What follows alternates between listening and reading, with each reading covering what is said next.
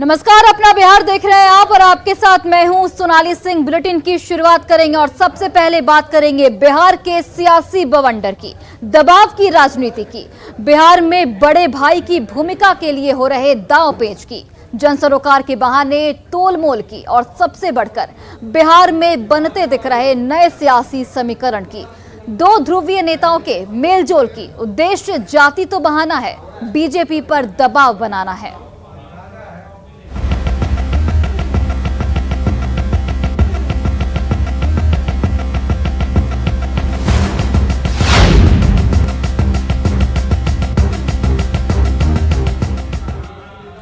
JDU की ओर से अक्सर दावा किया जाता है कि सीएम नीतीश कुमार किसी के दबाव में नहीं आते। बात भी सही है, लेकिन इस बात से अलग जिस तरह से सीएम नीतीश कुमार और नेता प्रतिपक्ष तेजस्वी यादव की बार बार मुलाकात हो रही है, उससे सियासी गलियारों में अटकलबाजी तेज हो गई है।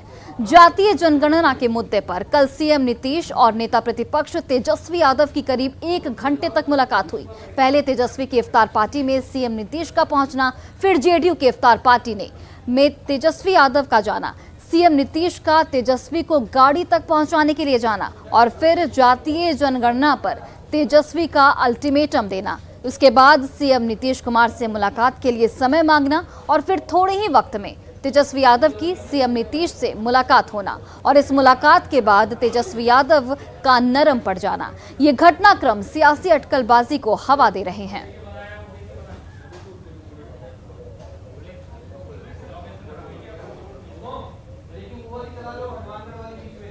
और देखिए, 1 महीने में नीतीश कुमार और तेजस्वी यादव की 3 बार मुलाकात हुई। कौन कौन से तारीख पर मुलाकात हुई और क्या कुछ आयोजन था, वो सब आपको बताते हैं। देखिए, 28 अप्रैल 2022 को जेडीयू की इफ्तार पार्टी हुई, जिसमें तेजस्वी से सीएम नीतीश कुमार की मुलाकात हुई और यहां पर एक अनोखी तस्वीर देखने को मिली, जहां पर तेजस्वी यादव को सीएम नीतीश कुमार गाड़ी तक छोड़ने गए। उसके बाद 23 अप्रैल 2022 को तेजस्वी यादव की इफ्तार पार्टी हुई। सीएम नीतीश कुमार आरजेडी की इफ्तार पार्टी में शामिल हुए। खुशनुमा माहौल में तेजस्वी और तेज प्रताप के बीच लंबी बातचीत हुई नीतीश कुमार की। इसके बाद देखिए, 11 मई 2022 को सीएम नीतीश कुमार से तेजस्वी यादव मिले। जातीय जनगणना को लेकर सीएम से मुलाकात हुई और सीएम से मुलाकात के बाद तेजस्वी यादव के तेवर बदले बदले से नजर आए। तो पिछले 1 महीने में 3 बार दोनों नेताओं की मुलाकात के अब क्या मायने निकाले जा रहे हैं और सियासी बयानबाजी क्या हो रही है, उस पर सबकी निगाहें इस वक्त टिकी हुई हैं। और अब देखिए, इन मुलाकातों पर कई गंभीर सवाल उठ रहे हैं। सवाल उठता है कि क्या बिहार में कोई नई खिचड़ी पक रही है? सवाल ये भी कि क्या बिहार में कोई नया समीकरण बन रहा है? ये तमाम सवाल इन मुलाकातों को लेकर लगातार खड़े हो रहे हैं। सवाल ये कि क्या बीजेपी पर दबाव की राजनीति हो रही है?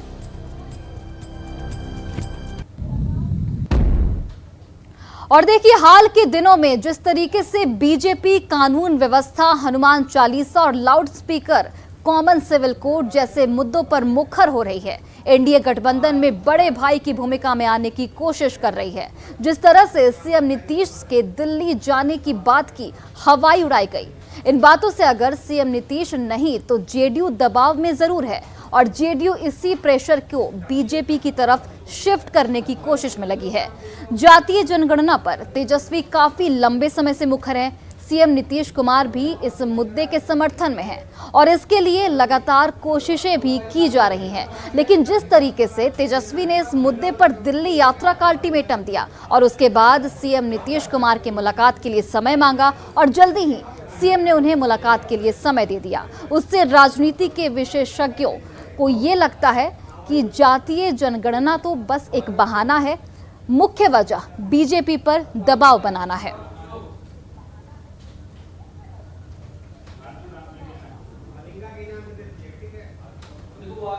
और बिहार में एक बार फिर लाउडस्पीकर पर बहस तेज हो गई है। पटना के महावीर मंदिर पहुंचे जगत गुरु रामभद्राचार्य ने देश में लाउडस्पीकर पर रोक लगाने की बात कह दी। उन्होंने कहा कि लोगों को इसकी जरूरत समझनी चाहिए और लाउडस्पीकर पर रोक लगनी चाहिए। इतना ही नहीं, उन्होंने काशी की ज्ञानवापी मस्जिद की सर्वे को भी जरूरी बताया और कहा कि देश राम के आदर्शों पर चलेगा।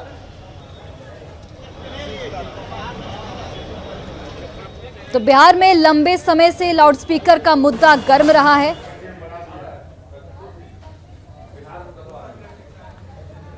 और अब इस पर तमाम जो राजनीतिक दल हैं उनका भी बयान हमने आपको सुनाया था। और अब जगत गुरु रामभद्राचार्य ने भी लाउडस्पीकर पर बैन की मांग कर दी है। तो अब तमाम सवाल उठ रहे हैं कि क्या बिहार में लाउडस्पीकर बंद होगा, क्या लाउडस्पीकर पर रोक लगाई जाएगी।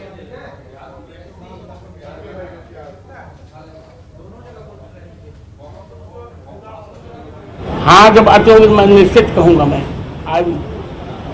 I will appeal. वो हटाने के लिए तैयार है नहीं और धीरे धीरे समय तैयार कर देगा। ज्ञान वापी के में कुआं है, उसको इन लोगों ने मस्जिद में घेर लिया।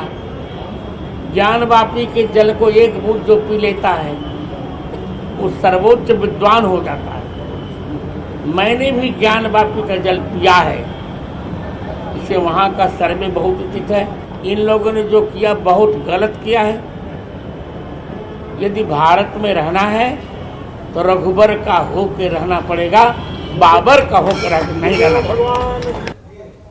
और देखिए, बिहार में लंबे समय से लाउडस्पीकर का मुद्दा जो है वो गर्म रहा है। बीजेपी लगातार बैन की मांग करती रही है, वहीं बीजेपी एससी के आदेश का हवाला देती रही है। बीजेपी ध्वनि प्रदूषण की बात कहती रही है। बीजेपी नेता सरकार पर दबाव बना रहे हैं। जेडीयू मांगों को खारिज करती रही है। जेडीयू का इस पर यह कहना है कि इससे माहौल खराब होगा और देश में जो सद्भावना की जो भावना है उस पर ठेस पहुंचेगी।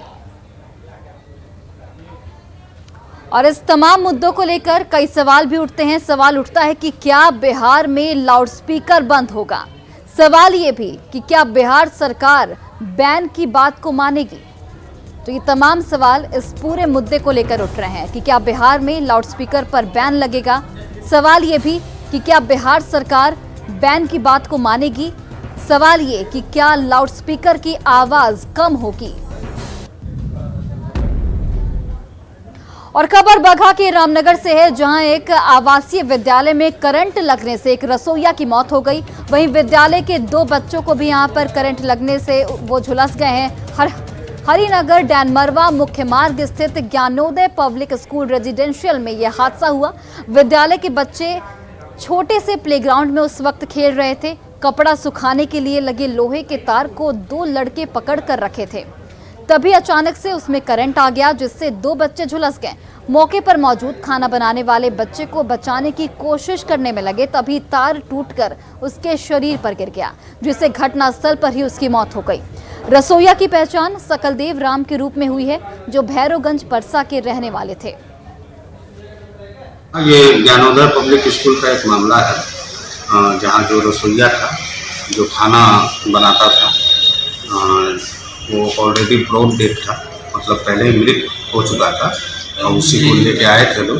और जो मामला ज्ञात हो रहा है कि इलेक्ट्रिक शॉक लगने से उसकी मृत्यु हुई थी। उसके साथ साथ 2 बच्चे और थे। तो बच्चों में तो मामूली सा जख्म था, बच्चे खतरे से बाहर हैं। उनको प्राथमिक उपचार करके और आगे की सलाह देते घर भेजा जा चुका है। और भोजपुर के बेहिया में थाने को दूसरे जगह शिफ्ट करने को लेकर स्थानीय लोगों के साथ साथ व्यापारियों में काफी आक्रोश है। लोग थाने को बाजार से दूसरे जगह शिफ्ट करने का विरोध कर रहे हैं। खबर के अनुसार जिस जमीन पर थाना स्थित है वह जमीन डुमराव महाराज की है, जिसे सुप्रीम कोर्ट ने उनके परिवार को लौटाने का निर्देश दिया है। जिसके बाद सरकार और जिला प्रशासन ने थाने को बाजार से 6 किलोमीटर दूर बनाने का फैसला लिया है। स्थानीय लोग और व्यवसायी सरकार के इस फैसले का विरोध कर रहे हैं।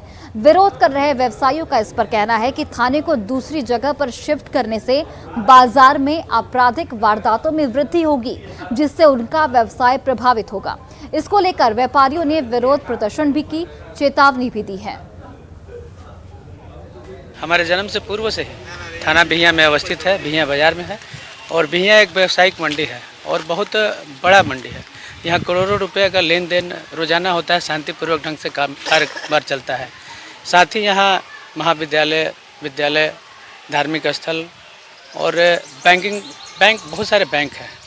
और ऐसी स्थिति में अगर बिहिया बाजार से थाने को हटा दिया जाता है तो बिहिया बाजार बिल्कुल असुरक्षित हो जाएगा। और बंगाल में आई चक्रवर्ती तूफान आसानी का असर पटना में भी देखने को मिल रहा है। पटना में सुबह से ही मौसम का मिजाज बदला बदला नजर आ रहा है। रह रहकर बूंदाबांदी हो रही है। वहीं बात अगर तापमान की करें तो तापमान में भी गिरावट दर्ज की गई है। पटना में अधिकतम तापमान 32 डिग्री जबकि न्यूनतम की बात करें तो 26 डिग्री सेल्सियस के करीब है। पटना से मौसम के बदले मिजाज से जुड़ी पूरी खबर दिखा रहे हैं हमारे सहयोगी अमित कुमार। बंगाल में आए चक्रवाती तूफान आसानी का असर जो है पटना में भी देखने को मिल रहा है। चिलचिलाती और कह सकते हैं कि उमस भरी गर्मी से पटना वासियों को राहत मिली है। दिखाते हैं आपको कि देखिए पटना में दिन चढ़ चुका है, इसके बावजूद बादल छाए हुए हैं। रह रह करके बूंदाबांदी भी हो रही है, जिस कारण से पटना वासियों को फिलहाल उमस भरी गर्मी और चिलचिलाती धूप ने राहत दे रखी है। क्योंकि जो चक्रवाती तूफान आया है बंगाल में, आसानी उसका असर जो है बिहार में देखने को मिल रहा है। खासतौर पर पटना की बात करें तो पटना में भी लगातार बूंदाबांदी जो है वो हो रही है और इस कारण से पटना वासियों ने राहत की सांस ली है। मौसम विभाग के जानकारों का कहना है कि अगले 2 दिनों तक इसी तरह का खुशनुमा मौसम जो है वो पटना और आसपास के ज़िलों में बना रहेगा। लेकिन बात अगर हम करें औरंगाबाद की, गया की या फिर झारखंड से सटे हुए जो ज़िले हैं वहाँ की, तो वहाँ मौसम पटना से इतर रहेगा, अलग रहेगा। कैमरा पर्सन अजय दुबे के साथ अमित कुमार, न्यूज़ 18 पटना। बारिश के मौसम में कुआं और चापाकल का पानी बगैर फिल्टर किए पेयजल के रूप में इस्तेमाल करना कई गंभीर बीमारियों को न्योता देने जैसा है। लेकिन दूर दराज के ग्रामीण इलाकों में ज्यादातर परिवार इलेक्ट्रॉनिक वाटर फिल्टर की सुविधा से महरूम हैं। इन परिस्थितियों में मधुबनी जिले में GPSVS नामक एक निजी संस्था की ओर से मटका से बने वाटर फिल्टर के इस्तेमाल के प्रति ग्रामीणों को प्रेरित किया जा रहा है। बताया जा रहा है कि मिट्टी के 3 मटके से तैयार ये नेचुरल वाटर फिल्टर न सिर्फ पानी को शुद्ध करता है बल्कि पेयजल को प्राकृतिक रूप से ठंडा भी रखता है। मधुबनी से हमारे संवाददाता अमित रंजन की इस रिपोर्ट को देखिए। शहरी इलाके में पानी साफ करने के लिए कई तरह का फिल्टर बाजार में उपलब्ध है और लोग उसका धड़ल्ले से इस्तेमाल भी करते हैं। लेकिन अभी यहाँ ग्रामीण इलाकों में, खासकर मधुबनी में बहुत सा ऐसा इलाका है जो दूर दराज का इलाका है, बाढ़ प्रभावित है।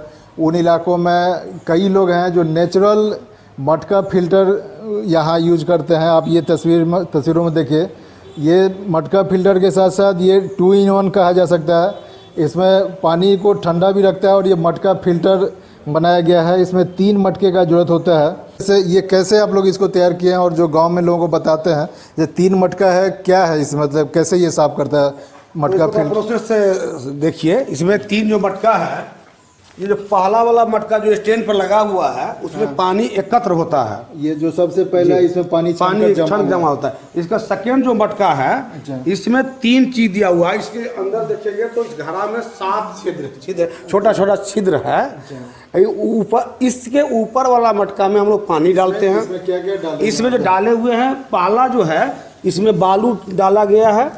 उस छिद्र के ऊपर हम लोग इसमें बालू डाले हैं और उस बालू के बाद में हम लोग चारकोल, जो कोयला है, लकड़ी का कोयला है, जला हुआ कोयला, वह डाले हुए हैं। उसके बाद में ये ईंट का टुकड़ी है जो ऊपर में देते हैं। और सबसे ऊपर वाला घड़ा में जब पानी देते हैं तो ये मिट्टी, चारकोल और ये क्या कहते हैं, ईंट का जो टुकड़ा हुआ पानी को आयरन फ्री कर देता है। और इस मटका में हम लोग पानी डालते हैं। इस मटका में सबसे पहले हम चापाकल का पानी हो या रेन वाटर का पानी हो, ये हमारा ये मटका लगा हुआ है। ये जो मटका है इसमें आप लोग चापाकल या मतलब बारिश का पानी कुछ भी इसमें डालते हैं। और यहाँ चूंकि इसमें केवल एक छिद्र है, इसमें केवल एक छिद्र है, इससे पानी धीरे धीरे धीरे धीरे सेकेंड वाला मटका में जाता है। और सेकेंड मटका में 7 छोटा छोटा छिद्र है, वह पानी को छान के शुद्ध करके सबसे नीचे वाला पानी घड़ा में जमा होता है। तो ये एक साथ कहा जा सकता है कि ये 2 in 1 वाला ये सुविधा है इसमें, और लोग इसलिए इसको ज़्यादा पसंद भी कर रहे हैं। अमित रंजन, न्यूज़ 18 मधुबनी। और गोपालगंज में पानी की शुद्धता की जांच के लिए मंगाए गए H2S परीक्षण की लाखों वॉयल एक्सपायर हो गए।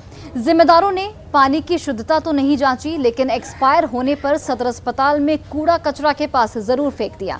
खास बात यहां पर यह है कि इस ऑयल के एक्सपायर हुए 4 साल बीत गए, लेकिन अफसरों की नजर नहीं पड़ी। अब लापरवाही उजागर होने पर अफसर अपना दामन बचाने में जुट गए हैं। PHED विभाग के अधिकारी इसे लापरवाही नहीं मान रहे। सदर अस्पताल से अधिक जानकारी दे रहे हैं न्यूज़ 18 से हमारे सहयोगी Govind Kumar.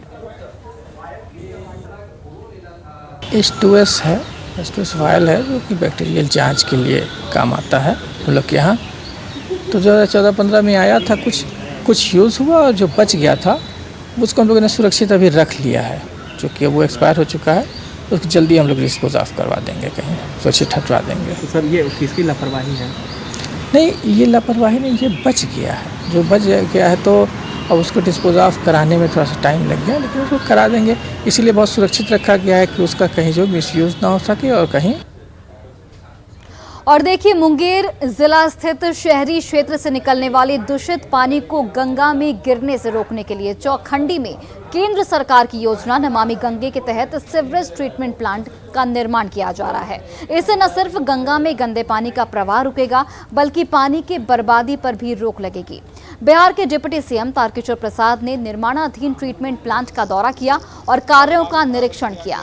Sewerage treatment plant की क्षमता 30 MLD होगी। 350 करोड़ की लागत से बनने वाले इस प्लांट का निर्माण 2023 तक पूरा कर लिया जाएगा और प्लांट से शोधित पानी का प्रयोग सिंचाई के लिए होगा और गंगा नदी के प्रदूषण पर रोक लगेगी। और इसी बीच बड़ी खबर आपको बेतिया से बता रहे हैं, जहां पर आग की चपेट में 34 घर आ गए हैं। खलवा टोला गांव की ये पूरी घटना बताई जा रही है। तो ये बड़ी खबर बेतिया से, जहां पर 34 घर आग की चपेट में आ गए। खलवा टोला गांव की ये पूरी घटना, खाना बनाने के दौरान आग लगी और हालांकि आग पर काबू पा लिया गया है। तस्वीरें आपके टीवी स्क्रीन पर, जहां पर खाना बनाने के दौरान करीब आग लगी और करीब 34 घर इस आग की चपेट में आ गए। हालांकि आग पर काबू पा लिया गया है। और फिलहाल इस बुलेटिन में बस इतना ही। आप देखते रहिए न्यूज़ 18 बिहार झारखंड।